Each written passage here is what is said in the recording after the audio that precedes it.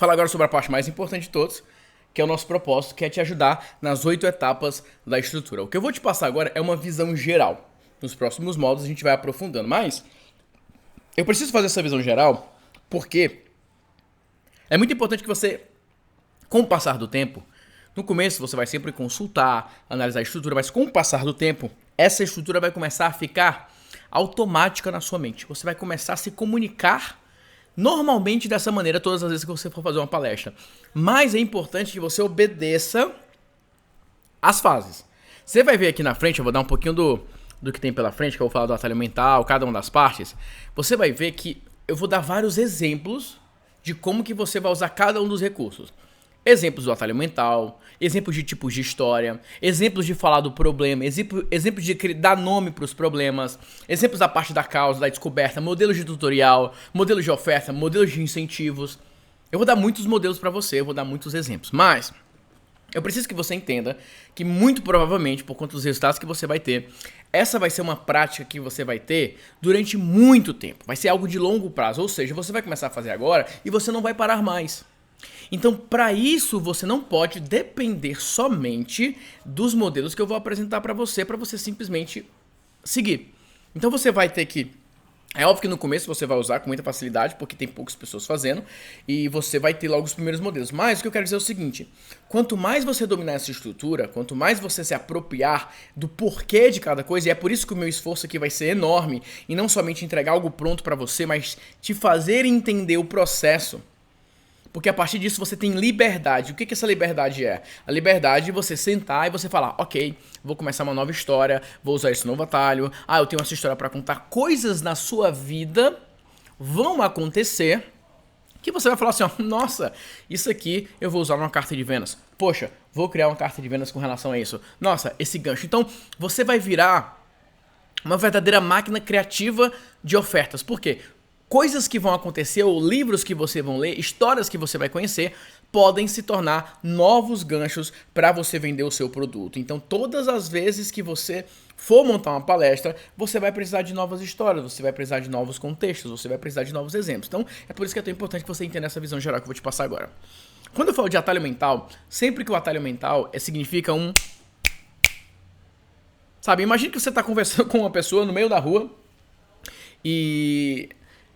Quem dá esse exemplo é o próprio John Benson. Ele vai falar também de quebra de padrão, mas eu sigo uma linha um pouco diferente com relação a histórias, porque tem alguns modelos que as pessoas usam para carta de vendas que, na minha visão, eles já são um pouco manjados. Então, por exemplo, as pessoas falam, oi, aqui é fulano e aqui tá uma maçã verde. Daqui a pouco você vai entender o que é que essa maçã verde tem relação com o seu negócio. Então, são modelos bem bacanas, bem interessantes, mas as pessoas já usaram exaustivamente. E esse é o ponto. Por isso que eu quero educar os meus alunos a dar liberdade para que você possa criar dentro de um método.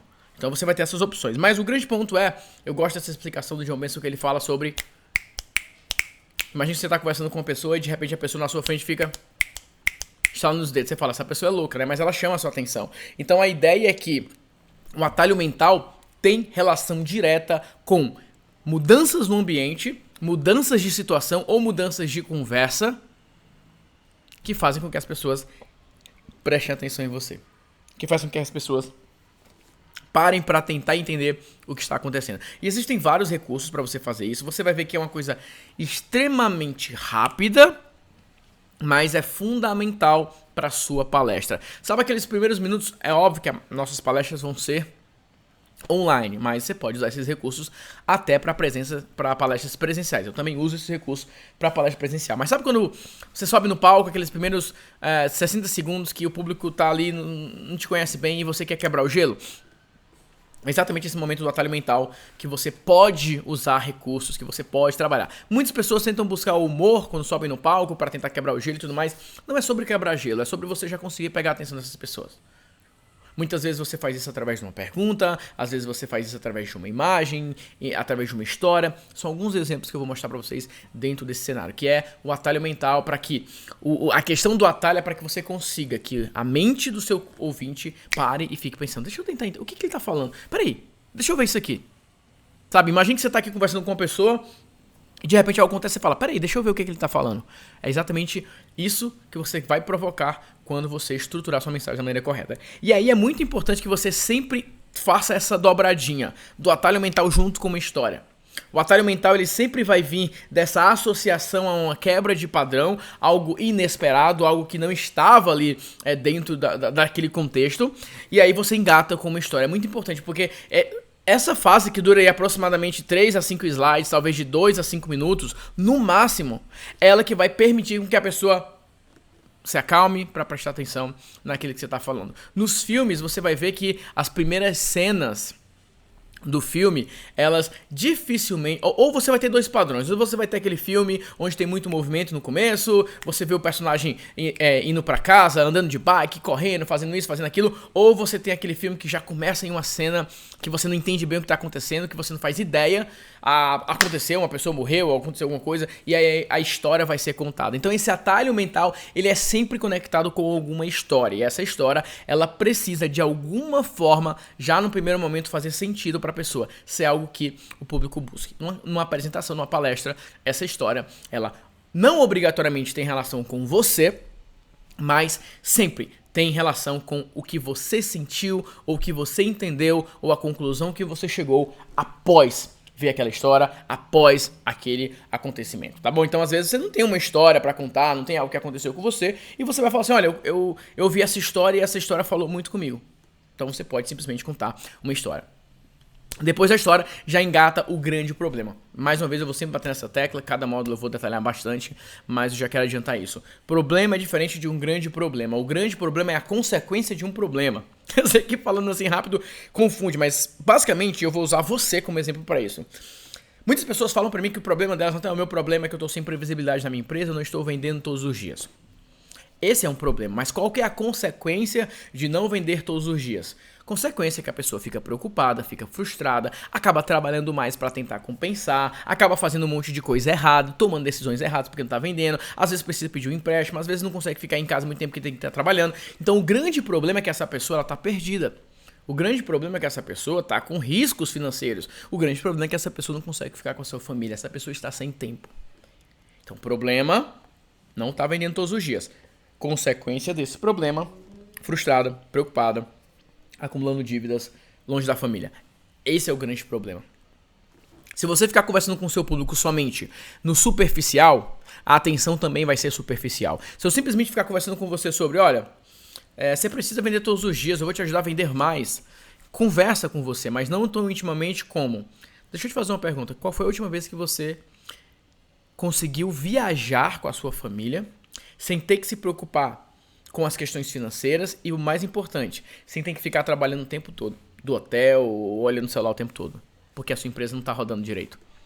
Essa é uma conversa diferente, isso é um argumento que vai tratar do grande problema, e o grande problema sempre envolve o interesse próprio, instinto de sobrevivência, cérebro reptiliano, vários pontos que a gente vai aprofundar durante essa jornada. Estou te dando uma visão geral para você entender como cada ponto ele é conectado com o outro e precisa seguir a ordem. Você não pode começar do atalho mental já ir para o mini tutorial, é o que muitas pessoas fazem.